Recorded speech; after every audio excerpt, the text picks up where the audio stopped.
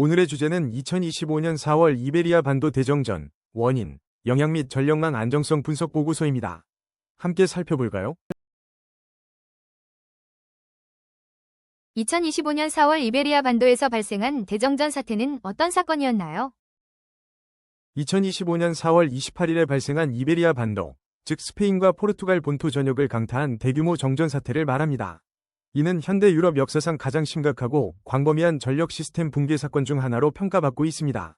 이 사건은 단순한 전력 공급 중단을 넘어 현대 사회가 전기에 얼마나 깊이 의존하고 있는지, 그리고 에너지 인프라의 취약성이 사회 전체에 미칠 수 있는 파급 효과가 얼마나 큰지를 극명하게 보여주었습니다. 거의 6천만 명의 주민에게 영향을 미쳤으며 사회 필수 시스템 마비와 막대한 사회경제적 혼란을 야기했습니다.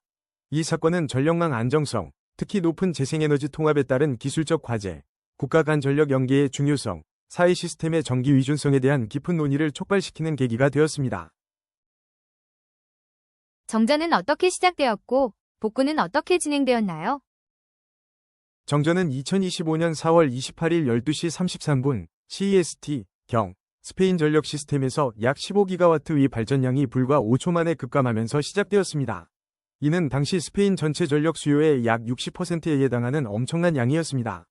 이로 인해 이베리아 반도 전력망은 유럽 대륙 연계망과 자동으로 분리되었고 스페인 내 원자력 발전소들도 안전규약에 따라 가동을 중단했습니다. 시스템 전체가 순식간에 붕괴된 것입니다. 복구는 정전 발생 직후 양국 전력망 운영사 REE, REN가 비상복구 절차 블랙스타트를 가동하면서 시작되었습니다. 북부와 남부 지역부터 점진적으로 전력을 공급했으며 수력 및 복합화력 발전소가 핵심 역할을 했습니다. 특히 프랑스 및 모로코와의 국가 간 연계선을 통한 외부 전력 지원이 복구에 결정적인 역할을 했습니다.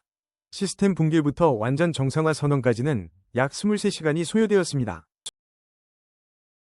이번 대정전의 근본적인 원인은 무엇으로 분석되고 있나요?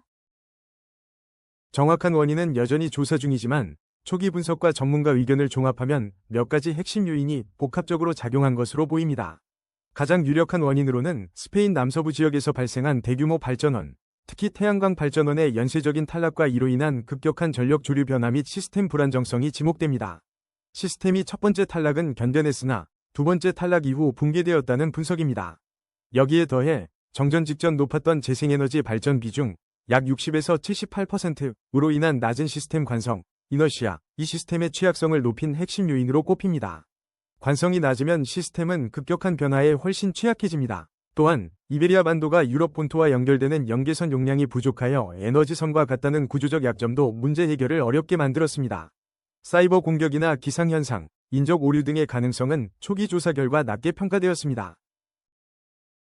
정전으로 인해 어떤 피해와 영향이 발생했나요? 피해는 매우 광범위했습니다. 약 6천만 명의 주민이 직접적인 영향을 받았고 안타깝게도 최소 5명의 사망자가 정전과 관련되었을 가능성이 제기되었습니다. 사회 핵심 인프라가 마비되는 연쇄 효과가 나타났습니다. 철도, 국영, 고속, 도시, 통근, 운행이 전면 중단되어 수만 명이 고립되었고 주요 공항 운영이 제한되어 항공편 지연과 혼란이 극심했습니다. 도로 신호등 마비로 교통 정체가 심각했고 주유소 운영도 중단되었습니다. 이동통신과 인터넷 서비스에 심각한 장애가 발생했으며 병원은 비상발전기로 필수 운영을 유지했지만 일부 진료는 연기되었습니다.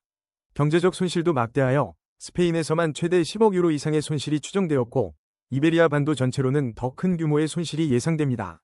공장 가동 중단, 상업시설 폐쇄, 금융거래 중단 등 산업 전반에 걸쳐 피해가 발생했습니다.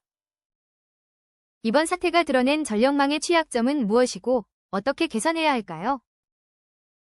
이번 정전은 이베리아 전력망의 두 가지 주요 취약성을 명확히 드러냈습니다. 첫째는 유럽 대륙과의 제한적인 연계 용량으로 인한 에너지섬 상태입니다. 이는 외부 지원을 어렵게 만듭니다. 둘째는 높은 재생에너지 비중 증가에 따른 시스템 관성 저하 문제입니다. 관성이 낮으면 주파수 변동에 취약해져 대규모 정전 위험이 커집니다. 과거 2021년 이베리아 반도 정전이나 2016년 남호주 대정전 사례에서도 유사한 문제가 지적된 바 있습니다.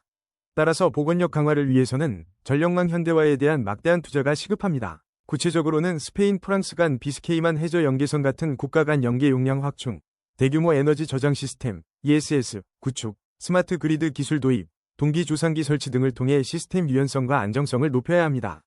또한 관성 제공의 중요성을 반영한 전력망 계획 및 시장 설계 개편도 필요합니다.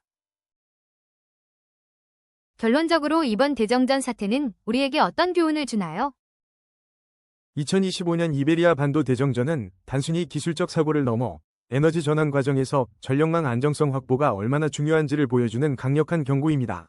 안정적인 전력 공급은 현대 사회와 경제의 근간이며 재생에너지 확대는 반드시 전력망 강화와 병행되어야 합니다.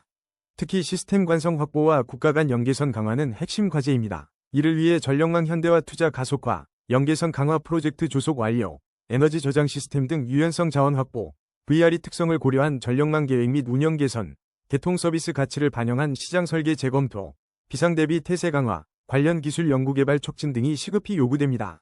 이번 사건을 교훈 삼아 전력 시스템의 보건력을 높이기 위한 구체적인 행동과 투자가 반드시 뒤따라야 할 것입니다. 지금까지 함께해 주셔서 감사합니다. 다음 영상에서 또 만나요.